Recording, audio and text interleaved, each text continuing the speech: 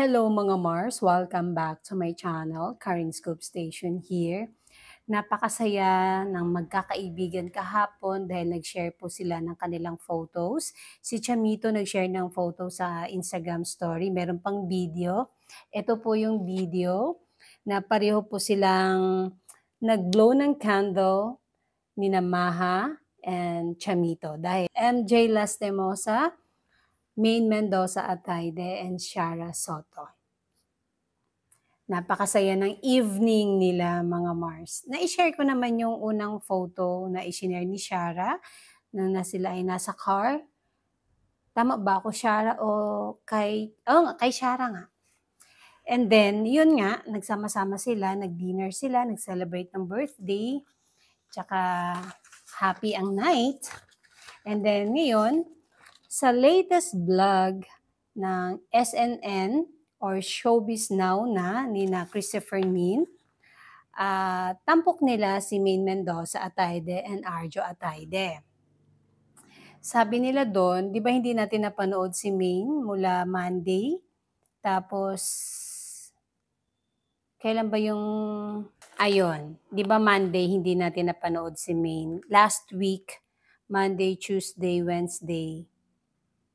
And then, Friday, nakita na natin siya sa Itbulaga hanggang Saturday. And then, kanina din po, nasa Itbulaga si Maine Mendoza. Ayon sa vlog ng Showbiz Now ay umalis daw ng Pinas si Maine. Umalis ng Pinas upang para gumaan daw yung pakiramdam kasi nga sa mga nangyayari.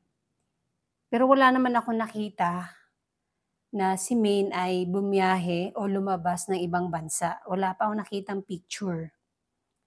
Kasi nga daw si Maine ay collateral damage sa kanyang asawa na hanggang ngayon ay ganun pa rin ang problema at hanggang ngayon nakakatanggap pa rin talaga ng bashing. Tapos, hindi pa naman tapos yung problema nila. Hanggang ngayon, ongoing pa rin. Sabi nga ni Christopher Min, hindi pa tapos at aayusin ito. Kung may kaso, idadaan sa kaso. Dito malalaman kung totoo o hindi na may kinalaman si Arjo o talagang tumanggap ba siya ng kickback. Kasi dinidiin talaga siya ng mga diskaya na siya ay nakatanggap ng kickback. And then, meron nga daw nagpayo or pinagbawalan si Maine na mag-post na. Kasi, di ba yung dalawang post, yung huli, yun yung nagsalita siya ng napakahaba sa kanyang Facebook account. Sa September 10, yung last niyang napakahabang post. Di ba nag-post siya ng maigsi dati, tapos sinundan niya dahil dinipensahan nga niya ang kanyang asawa dahil hindi niya matanggap na si Arjo ay napagbintangan. At ayun. Kaya buhat nun, nakatanggap sila ng maraming bashing, kaya daw pinagbawalan na mag-post si Maine. Parang meron nga daw nagpayo dito. Kaya di ba pansin nyo, wala na po talaga. Kasi nga, pag nag-post daw nga si Maine, kung may sasabihin pa siya, mas lalo daw silang babalikan ng mga tao. So, ika nga, no talk, no mistake. Tsaka si Ma'am Sylvia Sanchez daw, marami daw tumatawag para siya ay interviewin. Ayaw daw magpa-interview. Gets ko naman kung ito totoo ang sinasabi nila. Kasi kung maglalabas o kung magpapa-interview ka, magsasalita ka ng katotohanan, hindi ka paniniwalaan. Kasi nga nauna na yung pagkasabi ng mga diskaya na, nasama na talaga ang pangalan ni Arjo. Kaya siguro gets ko na rin si Ma'am Silvia Sanchez na para saan pa yung interview niya, kung makakatanggap lang naman din sila ng bashing. Kaya mas maganda na nga lang daw tahimik na lang.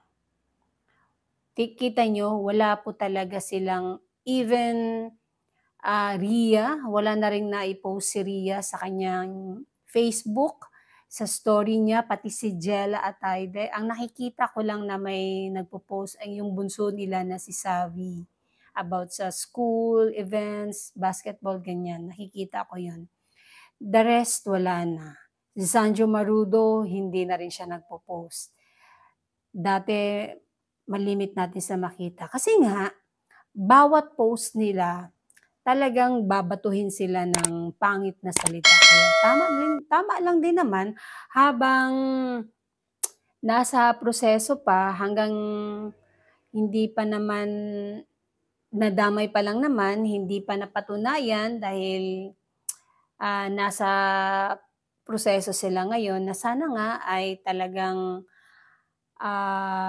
malinis at mapatunayan na wala talagang kinalaman si Arjo Atayde. Pero alam nyo, kahit sabihin natin walang kinalaman si Arjo about diyan sa kickback na usapin, na nangyari na, the damage has done, no? Kasi nahusgahan na eh. Nahusgahan na sa mga tao, pero mas maganda pa rin talaga yun na malinis ni Arjo Atayde ang kanyang pangalan bilang isang congressman ng District 1, Quezon City. And that's it mga Mars. Thank you for watching this video. Please like, comment, share, and subscribe for more scoops. Bye!